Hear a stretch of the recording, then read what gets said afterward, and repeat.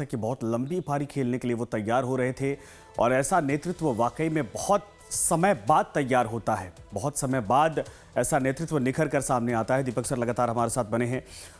दीपक जी, जाहिर सी बात है कि मुख्यमंत्री और एकनाथ शिंदे और अजीत पवार ये तिकड़ी कई सालों से महाराष्ट्र की राजनीति में सबसे पावरफुल नेता के तौर पर थी। कुर्सी आगे पीछे होती रही, लेकिन अजीत पवार डिप्टी सीएम के डिप्टी सीएम और उतने ही मजबूत तौर पर इस तिकड़ी में शामिल थे। ये शॉकिंग था सबके लिए। मुझे लगता है मुख्यमंत्री भी जब सोने होंगे तो शॉक्ड हो गए होंगे सुबह कि अचानक से ये क्या हो गया। नहीं, आज से मत देखिए, 1999 से देखिए। अजीत पवार हम्म। 1991 में पहली बार सांसद बने थे। उसके बाद शरद पवार उस वक्त जो है महाराष्ट्र की राजनीति के अंदर सक्रिय थे, मुख्यमंत्री भी रहे थे। उसके बाद जो है लगातार आपने देखा अजीत दादा पवार जो है 1999 के बाद से न केवल महाराष्ट्र की राजनीति में सक्रिय थे, बल्कि मंत्री के तौर पर उन्होंने काम किया। 2004 से लेकर 2014 तक कई लंबे समय तक वो उप मुख्यमंत्री रहे और महाराष्ट्र के लॉन्गेस्ट सर्विंग उप मुख्यमंत्री अगर किसी को कहा जाएगा तो वो उप मुख्यमंत्री के तौर पर अजीत पवार का नाम भी सामने आएगा। तो कोई भी राजनीतिक दल हो, कुछ ऐसी उनकी किस्मत रही कि सभी लोगों के साथ काम करने का उनको मौका मिला। कांग्रेस एनसीपी की सरकार उन्होंने गठबंधन के साथ चलाई। इसके अलावा वो भारतीय जनता पार्टी की सरकार के अंदर भी शामिल हुए, महायुति की सरकार के अंदर भी शामिल हुए। तो मेरे ख्याल से ये उनका राजनीतिक कौशल था और ये बताता है कि कितने इंडिस्पेंसिबल थे, कितने अपरिहार्य थे वो कई कारणों से कि कोई भी सरकार हो, अजीत दादा पवार की जरूरत हर सरकार को महसूस होती है और हर सरकार के अंदर उन्होंने काम भी किया है। ये उनकी स्वीकार्यता को भी दर्शाता है। ये दर्शाता है कि अजीत पवार जो है किसी भी पॉलिटिकल पार्टी के साथ न केवल एडजस्ट हो जाते थे, लेकिन उनके काम करने का तरीका बिल्कुल नहीं बदलता था। 24/7 वो काम करते थे। जैसा सुभाष ने भी बताया कि उन्होंने मुझे खुद को 6:30 बजे इंटरव्यू देने के लिए बुलाया था। तो हम्म। अजीत दादा पवार की राजनीति को मैंने बहुत नजदीक से देखा है। मैंने ये समझा है कि अजीत दादा पवार किस तरीके से कार्यकर्ताओं के साथ घुलते-मिलते थे, उनका काम किया करते थे। लेकिन महाराष्ट्र में शरद पवार के परिवार की राजनीति के वो आधार स्तंभ थे। अगर ये कहा जाए तो गलत नहीं होगा, क्योंकि सुप्रिया सुले उनके बहुत बाद में राजनीति में आई। हालाँकि उनके सुप्रिया सुले और अजीत पवार के टकराव की खबरें बार-बार सामने आती हैं, कई बार उसका सार्वजनिक प्रकटीकरण भी हुआ है। लेकिन मैं फिर भी ये हम्म। मानता हूँ कि शरद पवार का परिवार इस पूरे मामले में बहुत एकजुट है और फिर से एक बार साथ आने की तैयारी ये पूरा परिवार कर रहा था, संजय। कर रहा था, लेकिन ये बड़ा झटका लगा है क्योंकि शरद पवार की उम्र के हिसाब से देखा जाए तो वो भी अब इस बात को समझते थे कि आने वाले वक्त में अजीत पवार का कद पार्टी में हो सकता है कि सबसे बड़ा भी हो और बड़ी भूमिका में वो पार्टी दोनों खेमों को एक साथ मिलाकर चले। लेकिन उससे पहले ये बड़ा दुखद जो खबर सामने आई है, ये शरद पवार के लिए बहुत बड़ा सदमा है। मैं आता हूँ दोबारा आपके पास। हमारे साथ सुबोध मिश्रा जी जुड़ गए हैं, वरिष्ठ पत्रकार। सुबोध जी, सुबह से ये जब खबर सामने आई तो हम सबको भी हैरानी हुई कि अचानक से ऐसे क्या हो गया। मुख्यमंत्री के भाव भंगिमा से और उनकी बातों से समझ में आ रहा था कि कल तक जिसके साथ मीटिंग कर रहे थे, सुबह इतनी बड़ी खबर के बाद वो अचंभित हो गए कि अचानक से हो क्या गया। अभी पहुंचने वाले हैं बारामती वो भी, और एकनाथ शिंदे भी पहुंचने वाले हैं। लेकिन न सिर्फ ये कहा जाए कि महाराष्ट्र की राजनीति, बल्कि क्या देश की राजनीति के लिए भी बड़ा नुकसान है, क्योंकि अजीत पवार समय को समझते थे। वो तीनों धड़े, अब देखिए कि चाहे वो खुद की पार्टी के साथ हो, कांग्रेस हो, उद्धव गुट हो या फिर बीजेपी के साथ, महाराष्ट्र में तो सबको साथ रखा था, पानी की तरह थे, सबके साथ मिल जाते थे। लेकिन देश की राजनीति में भी उनका प्रभाव आने वाले वक्त में होता क्या, ये नुकसान है।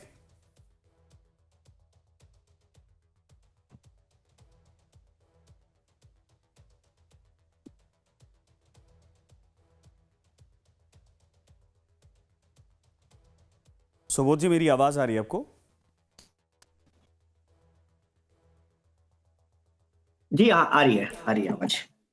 ठीक है सर, ये अब तो खबर अब सबको पता है कि कितना बड़ा ये एक सेटबैक लगा है देश की राजनीति, महाराष्ट्र की राजनीति और आने वाले चुनाव को लेकर भी।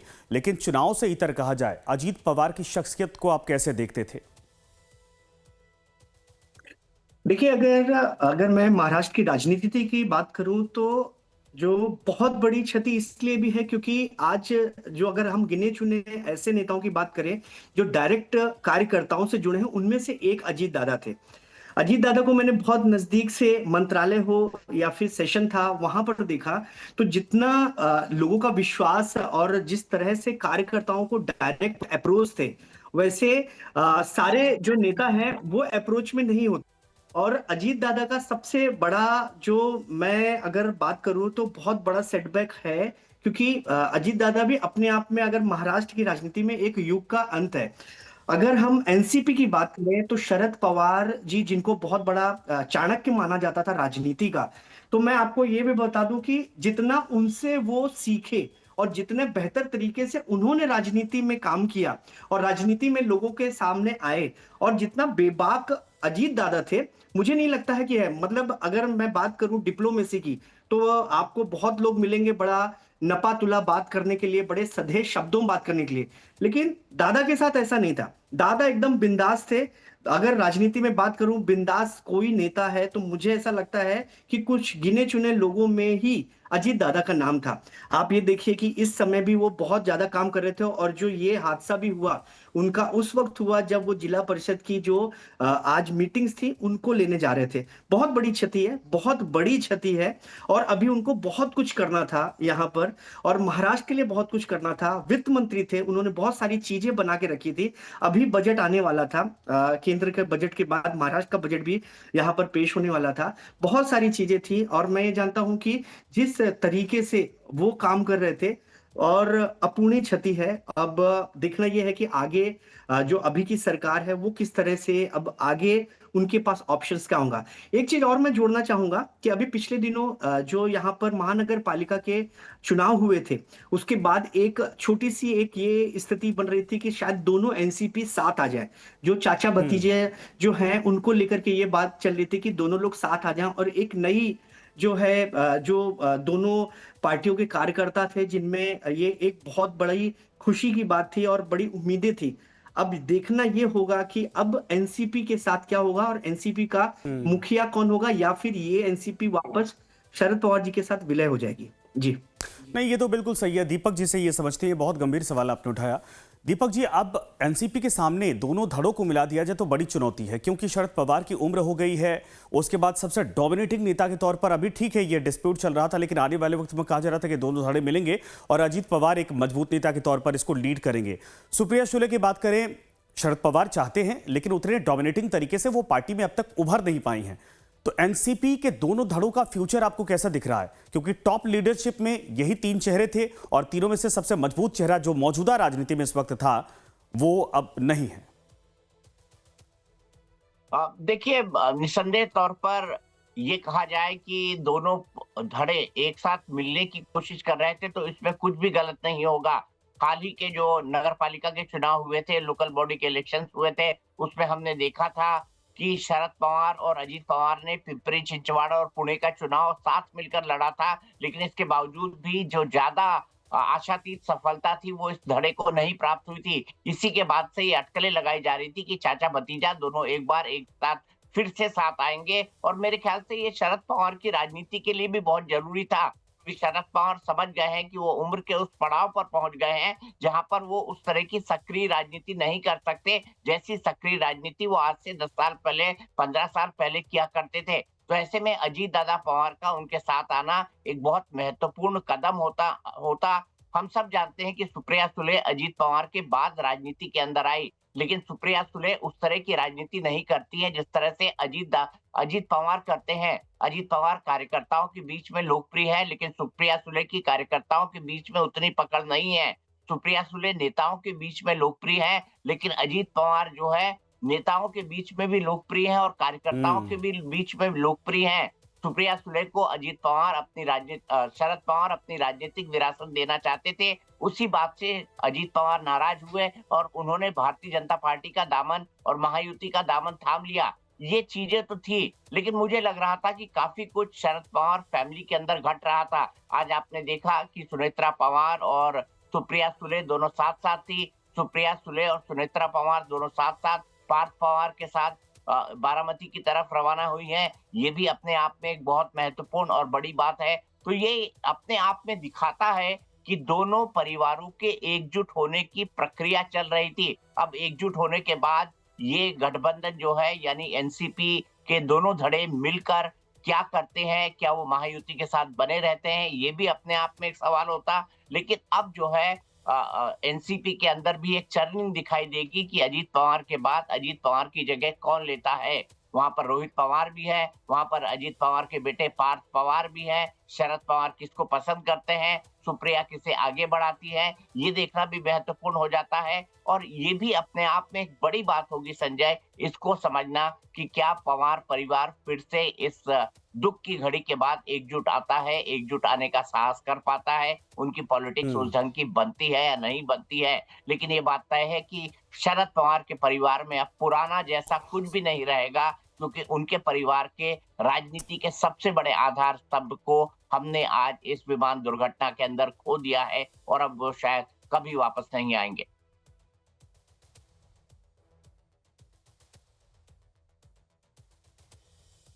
ये आपने कहा और देखना यह है कि हमारे साथ एक और मेहमान इस वक्त जुड़ रहे हैं। रणधीर कामले साहब हैं। रणधीर साहब, स्वागत है आपका। लेकिन आज तो बड़ा दुखद ये जो घटनाक्रम घटा है और इसके बाद अब किसी के पास कुछ कहने को है नहीं, क्योंकि महाराष्ट्र की राजनीति के साथ साथ अजीत पवार पिछले कुछ दशकों में जिस तरीके से उनका छवि, उनका कद बढ़ता चला गया था, लोगों को लग रहा था कि आने वाले वक्त में ये और भी बड़ी भूमिकाओं में दिखाई देते। लेकिन अब सिर्फ पवार परिवार के लिए बहुत बड़ा नुकसान नहीं है, बल्कि जो तस्वीर वहां से अभी आई है कि अस्पताल के बाहर जब पता चला कि बारामती अस्पताल में डेड बॉडी लाई गई है उन 5 लोगों की, जिनमें अजित पवार का भी पार्थिव शरीर है, इतनी बड़ी संख्या में कार्यकर्ता वहां पर पहुंचे और रो रहे हैं, छटपटा रहे हैं। उनके पास कहने को कुछ शब्द नहीं है रोने के अलावा। बिल्कुल सही। अजित पवार कार्यकर्ताओं से जुड़े हुए नेता थे और कार्यकर्ताओं को संभालने वाले नेता के तौर पर उन्हें जाना जाता था। अजित पवार एक अलग तरह से राजनीति करते थे। डाउन टू अर्थ जो पहुंचे हुए जो नेता होते हैं उसमें अजित पवार का नाम आप बड़े प्राधान्य से ले सकते थे। और अजित पवार हमेशा से ही बहुत ही कुशल रहे हैं और जिस तरह से वो काम करते थे वो हमेशा ये देखा करते थे कि जो भी डिसीजन हो, अगर कोई प्रशासकीय अधिकारी अगर उनका निर्णय में खोड़ा डालने की कोशिश करते थे तो वो सबके सामने उसे डांट कर कहते थे कि ये लोगों के लिए हमें काम करना है और इसीलिए हम लोगों के लिए काम करते हैं, तो हम यहाँ इसीलिए बैठे हैं। तो ऐसे जो नेता थे कि किसी की भी सुनते नहीं थे जब जनहित की बात होती थी, कार्यकर्ताओं के हितों की बात होती थी और हमेशा लोगों से जुड़े हुए। और बारामती तो उनका गढ़ है, तो बारामती में बड़े पैमाने में लोग कार्यकर्ता वहाँ जुड़ ही जाएंगे। महाराष्ट्र से भी बड़े संख्या में कार्यकर्ता।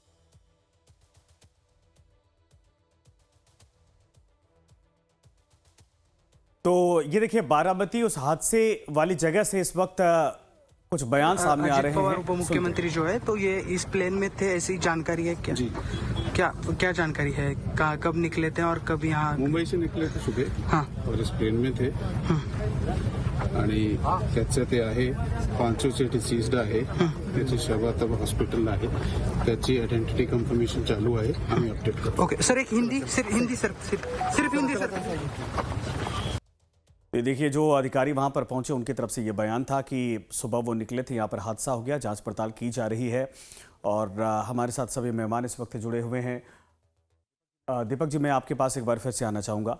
ये तस्वीरें जो वहाँ से आ रही हैं, आग बुझाने की कोशिश तो की गई, वहाँ सब कुछ राख हो चुका है और ये सिर्फ प्लेन हादसों को लेकर भी सवाल खड़े हो रहे हैं। आता हूँ मैं दोबारा आपके पास। जसं नाही का किती दादा आहेत म्हणून नाही का हे नाही झालं, पण खुर्चीवरती दिसले ज्यावेळेस लोकांनी अँब्युलन्स मध्ये घालत होते त्यावेळेस ओळखलं की हे दादाचे। किती वेळानं पोहोचला होता तुम्ही विमानापाशी?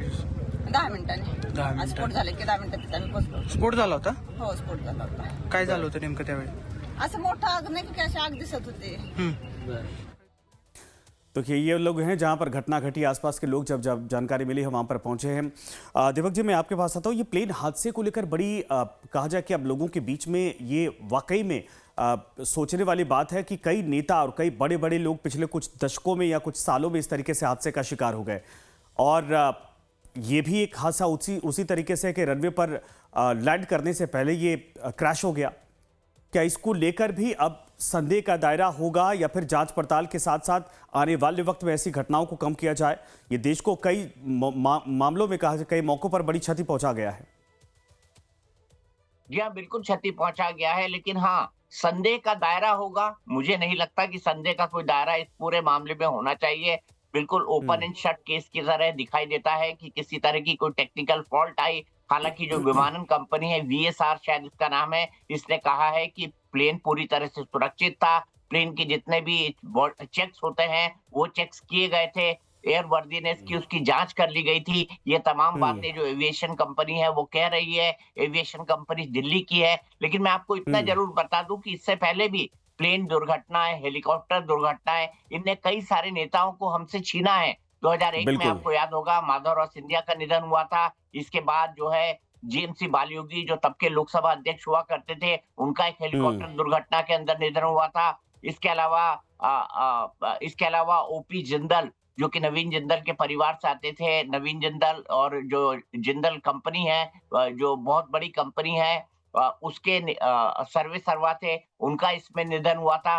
सुरेंद्र सिंह जो बंसीलाल के बेटे थे, उनका इसके अंदर निधन हुआ था। ऐसी कई सारी घटनाएं हुई जिसमें प्लेन क्रैश के अंदर हमने कई सारे अपने महत्वपूर्ण नेताओं को खोया है।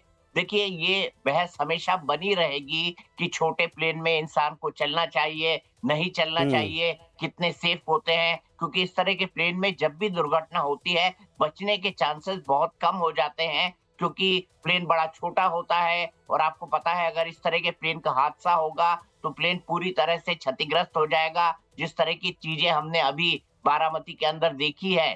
तो इस तरह के प्लेन हादसे न केवल होते हैं, न केवल हुए हैं, बल्कि इन्होंने काफी हद तक जो है राजनीति को भी प्रभावित किया है। हमारे कई जो प्रिय नेता हैं उनको हमसे छीना है, लेकिन इसके बावजूद भी समय बचाने के लिए हेलीकॉप्टर का उपयोग कैंपेनिंग के अंदर एक जगह से दूसरी जगह जाने के लिए। और अभी भी आपको पता होगा अजीत पवार जो है वो लोकल बॉडी इलेक्शंस की कैंपेनिंग के लिए बारामती के लिए जा रहे थे, जहां पर उनको कुछ सभाओं को संबोधित करना था, और इसी के लिए उन्होंने इस छोटे प्लेन का सहारा लिया था। तो इलेक्शन कैंपेन के अंदर एक जगह से दूसरी जगह जाने के लिए छोटे प्लेन और हेलीकॉप्टरों का इसी तरह इस्तेमाल होता रहेगा। इनके रुकने की संभावना न के बराबर है, लेकिन ये दुर्भाग्यपूर्ण है आज जो कुछ भी हुआ है। संजय, बिल्कुल सही आपने कहा, और सही आपने याद दिलाया कि कितने लोगों को हमने इस तरीके से खो दिया है। दिग्गज नेता थे, कई मुख्यमंत्री इसमें रहे हैं, साथ में कई टॉप बड़े ऑफिशियल्स रहे हैं।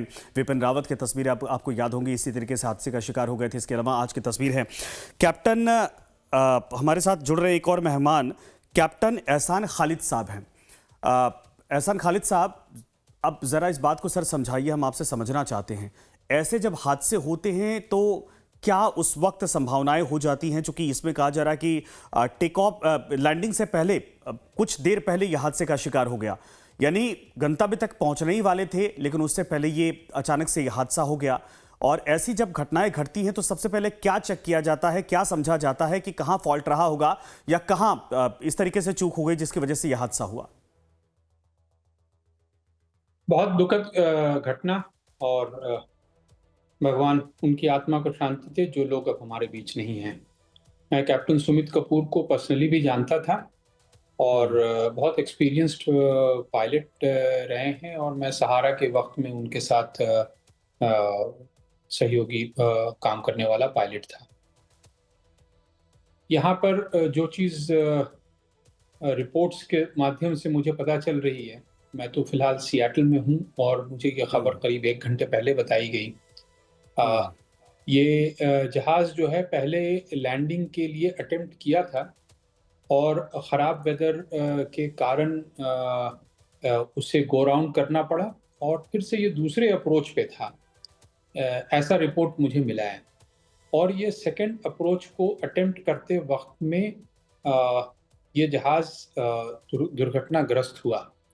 चूँकि कोई डिटेल हमारे पास नहीं है तो ये कहना बहुत मुश्किल है कि ख़राब मौसम के साथ साथ कोई टेक्निकल ख़राबी आई या पायलट जजमेंट में चूक हुई।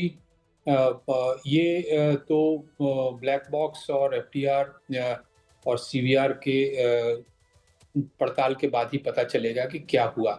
लेकिन यकीनन ख़राब मौसम का बहुत बड़ा हाथ है यहाँ पे, और ऐसे हादसों में जो सबसे पहली चीज़ चेक की जाती है वो ये कि सर्वाइवर अगर बच सकते हैं तो उन्हें बचाया जाए, और दूसरी चीज़ के जो भी टेक्निकल डॉक्यूमेंट्स हैं उसको डीजीसीए अपने कब्जे में लेता है ताकि जी। ये पता करें कि ये जहाज़ जो है बुनियादी तौर पे जब वो रिलीज़ किया गया था तो उसमें कोई तकनीकी खराबी या तकनीकी कमियां थी या नहीं थी, तो वो प्रोसेस ऑन हो रहा होगा, वो एक्सीडेंट इन्वेस्टिगेशन का पार्ट है। यहाँ पर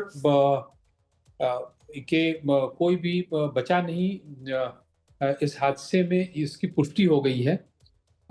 यकीनन खराब मौसम, और ये जानिए कि बारामती एयरपोर्ट में कोई ऐसे यंत्र नहीं है जैसे इंस्ट्रूमेंट लैंडिंग सिस्टम वगैरह बोलते हैं, जो कि पायलट के जजमेंट को बेटर करता है, अप्रोच और लैंडिंग को सेफ और सुनिश्चित करने में।